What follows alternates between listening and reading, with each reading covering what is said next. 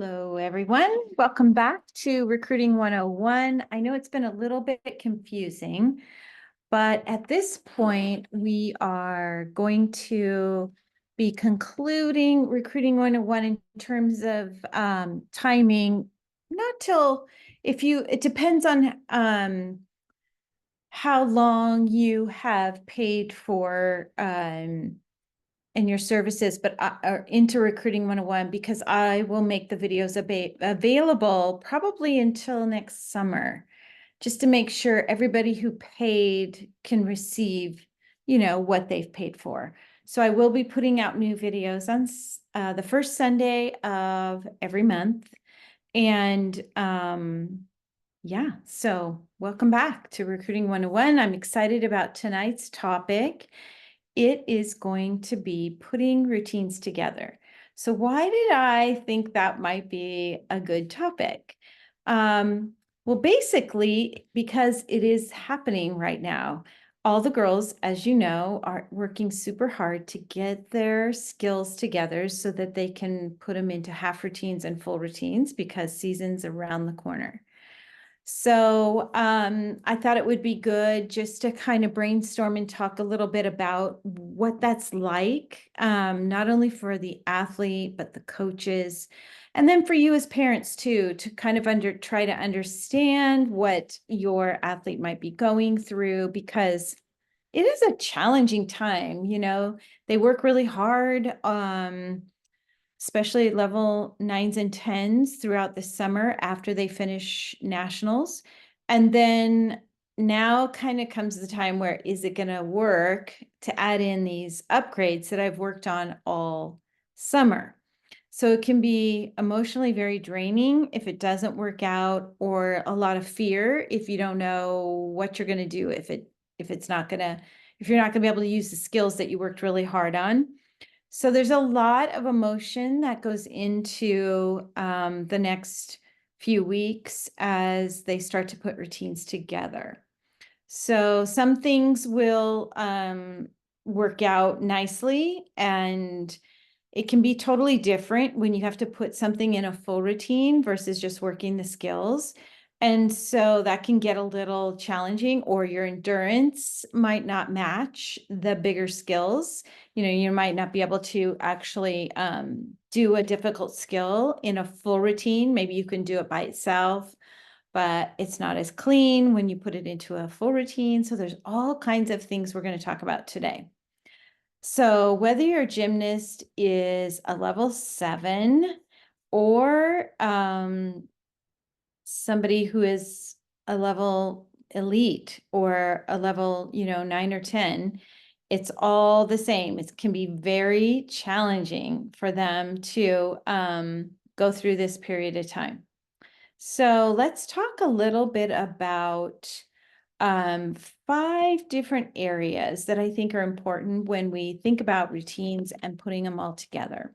So one is the biggest goal when they're putting their routines together is to build confidence, so that in the end, when they get that routine that they're hopefully going to have, that they feel really confident and ready to compete it. So that can be very challenging. We'll come back to each of these. The second one's going to be execution is the key. The third area under this topic is it must be clean gymnastics. And then number 4, quality performance. And then number 5, skills that fit the individual.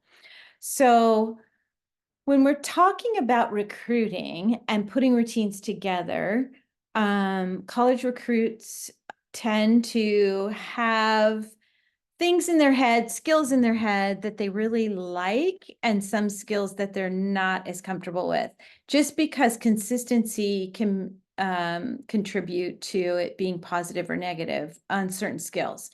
So for example, on beam, a back handspring layout, you're more likely to connect and get the connection bonus than trying to do like a back handspring back tuck, because it's harder to connect. Or that's probably not a great example, a front tuck, back tuck. Some girls who can't do a back handspring will do a running punch front immediately into a back tuck. That can be tricky because if you swing your arms too much on something like that or pause too much, you're not going to get the credit for it. And that's a lot of deduction. So some coaches won't recruit an athlete who has that series on beam, for example. So when we talk about these 5 different areas within putting routines together, I'm going to be speaking on behalf of the goal of getting recruited down the road. All right, confidence. So confidence is a big deal in our sport because you could work really hard on all kinds of skills and then go out and compete and have absolutely no confidence in your skills. So the girls kind of know, or boy gymnast, they know when they've done enough numbers and they've done enough numbers and stayed on that, man, I can go out and hit this at a meet. It might take a couple of meets, but they know when their confidence is there. And sometimes they have to take a step back and not do a certain skill in a routine, water it down a little bit, compete a little more, then add it in. So there's all kinds of ways to build confidence as you're building routines. And it's really up to the coach to know that athlete really well, especially mentally, what they're thinking, how they're feeling. Are they hiding anything emotionally within that routine that's going to make them be really nervous and not have confidence? So this is the value of a coach who really does individualize their coaching as much as possible. It's hard in the clubs, but it's really important that every club coach really gets to know what builds confidence in each of the athletes, because it can be different for each person, each athlete, each gymnast. And I used to love trying to figure out my athletes because in the end, if I did a good job of that and I constructed the routine to what I knew they were going to be somewhat confident in right out of the gate, then I knew that they were going to be happy and I was, of course, going to be happy for them. So skills should be performed hundreds of times, usually before you compete them. This will build that confidence. So not putting a skill in at the last minute never usually works well.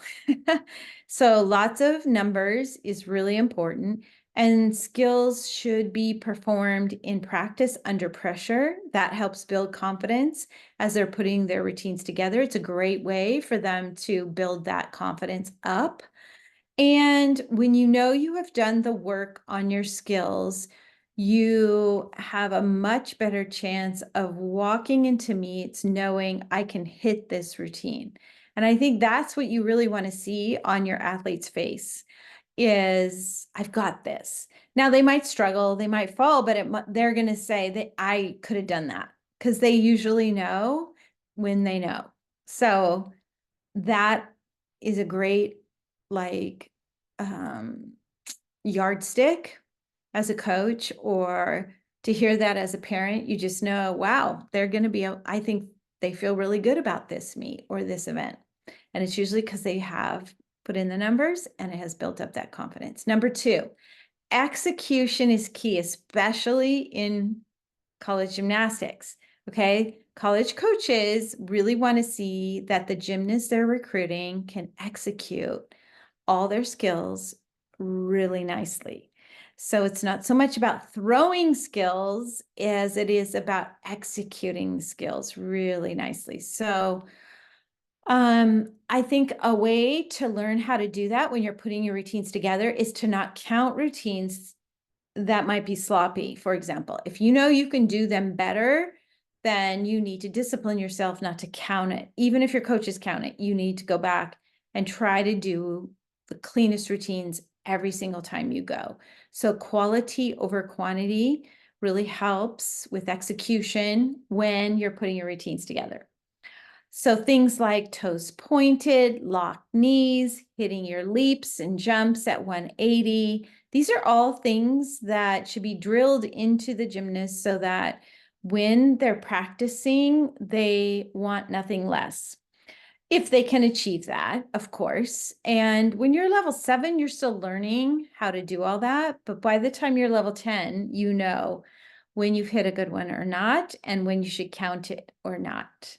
All right, so confidence and execution so far. We've talked about when putting routines together. The second one would be similar to execution, but really I call it just clean gymnastics, because college is all about being clean. So we really want every skill that you decide with your coach to put in your routine. And as you're doing your routines, whether it's half routines for months, just doing them as clean as you can. And I can tell you that the difference between typically recruiting Division I athletes between Division III is usually how clean you are. So it's really important that if you can clean up your skills, to do it, and actually to not even do the skill unless it is clean. Don't put it in your routine if it's sloppy. Make that your goal. So every day you're working really hard on that. And if you're not sure, usually coaches will tell the athlete, your leg is bent, your leg is bent, your leg is bent. They usually know, and they get a little frustrated hearing it over and over every single day. But then you need to hold yourself accountable, video yourself, have your teammate tell you, yeah, your leg's still bent, your toes aren't pointed, things like that. And just, there's sometimes drills you can do to clean up your gymnastics, but a lot of times it comes down to you, the athlete, wanting it to be clean. And parents, when you're watching different gymnasts, for example, at meets, you'll be able to see the clean gymnast. You'll just go, wow, she made that routine look so easy. That's usually when it's a very clean routine. It just looks like, almost like, I hate to use the word because it's not true. No one can be perfect, but it almost looks like somebody's perfect. I used to have a teammate that, man, she never bent her knees. She always pointed her toes. She had really long lines and she looked amazing when she did everything. And I was always so envious. I think that's normal. I was more of a power gymnast. She was more of an elegant gymnast. And I just used to think, how can I become more elegant? I had to work really hard at that. And so there's always something. No gymnast has it all. So the biggest thing is everyone can point their toes and everyone can lock their knees unless you have some sort of problem, so we should expect that from our gymnasts, and they should expect it from themselves. But parents, they do hear about it at practice. So I don't know that it's always good for a parent to point it out, but maybe have them watch a video and talk about what do you see, and see if they can communicate, where their knees are bent or toes aren't pointed. All right, the next one is quality performance. So college coaches are looking for that clean routine executed well with confidence, but perform the quality. So showing off your dance, showing off your skills, give your routines some personality. It's really important.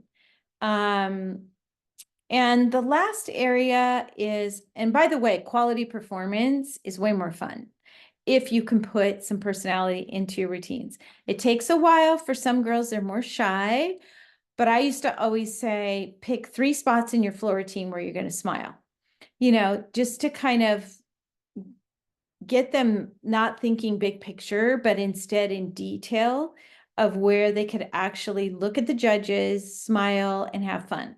That's what I'm talking about there. All right. And then lastly, in the area of putting routines together, I just want to say skills that fit you well are really awesome. So what do I mean by that? Every athlete I've worked with often has a skill that they can do better almost than anybody else in their gym. So it could be a fun thing that they just have in their floor routine that other girls try to do, but they can't do it, or a beam mount that they can do easily, but no one else in the gym can. And I think it's so important when you put your routines together that you add some of those things in there. I just love the fact that optionals is really about really uniqueness. I mean, I think optionals should be called that, routines that are you, or, being unique, because it's a great opportunity where you actually get to choose your skills, and you get to choose from a big book of options. I mean, it sounds really fun, right? But it's not always that easy. So I always tell the girls, go to YouTube, get creative, find some skills that you think are really cool, that your body could do easily, or at least somewhat, and talk to your coach about it, because sometimes they're just busy and they don't think about the individual as much. They just don't have time. But you are an individual. You do have strengths that are different than anybody else. And there are some fun moves out there, leaps, jumps, and turns, and with the leg up, leg out, creative things that you can do that are going to be easier for you, just because of the way your body's made is different than anyone else. Okay, so those are the 5 areas. Let's go back. So number 1, when you're putting routines together, I want you to be confident. Number 2, I want great execution. Number 3, I want clean gymnastics. Number 4, quality performance. And number 5, skills that fit you well. Really utilize those on every event. So what are some examples of things like that? Well, like some girls can't do a back handspring. Their elbows are bad. They've had surgery. Their wrists are bad. So you'll see them do like round offs to a double back, or a front pass, like a round off 1.5 punch front, where they hardly have to use their wrists, or they don't have to do a back handspring. Sometimes they'll just get creative even on beam and do different creative things. Some girls can only tumble forward. They're really uncomfortable tumbling backwards. So great. Find some bonus that works for you. Some girls utilize the dance bonus way more than they utilize like the power tumbling type bonus to get their bonus in their routines. But the conclusion to all of this is, parents, do your best to understand when your daughters are putting together the routines that it is stressful. And on those days when they come home kind of down and they feel like their routines aren't going to come together, just remind them that they will, that sometimes it just takes time and they need to be patient, and that they shouldn't, worry, because they can always adjust the routine, maybe not have as much of a start value, but be confident, have great execution, all the things I just described, which is most important.